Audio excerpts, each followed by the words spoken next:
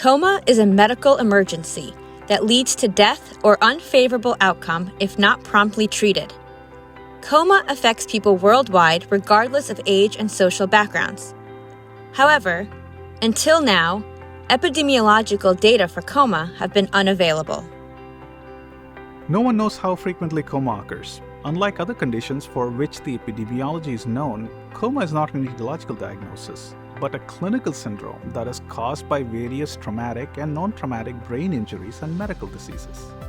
Coma is therefore not readily identifiable in traditional clinical or research registries, electronic medical records, or insurance billing codes.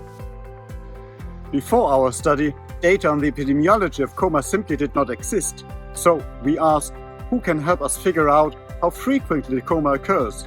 The answer is the family. The family knows. In this study, investigators of the Neurocritical Care Society's Curing Coma Campaign crowdsourced observations of patient families to examine the incidence and prevalence of coma in the United Kingdom and the United States. Given a precise definition, family members can determine with a high degree of confidence whether or not their relative has been in a coma within the last year. This is the annual incidence. They can also state at the time of inquiry whether or not their family member is currently in a coma. This is the point prevalence. Crowdsourcing data of more than 30,000 family members, the authors identified 20 coma cases in UK family members and 47 coma cases in US family members.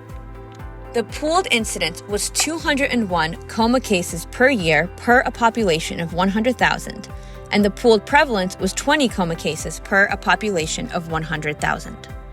Until now, we had no data on the incidence and prevalence of coma, but now we have numbers that suggest that coma is just as frequent as many other conditions that we often see in intensive care, like sepsis or traumatic brain injury. This is a major achievement.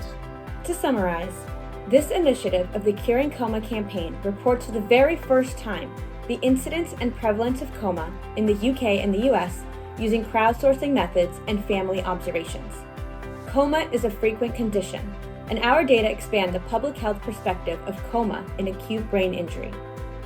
Studies that confirm our findings, investigate the natural history of recovery from coma, and compare the effectiveness of various treatment approaches are urgently needed.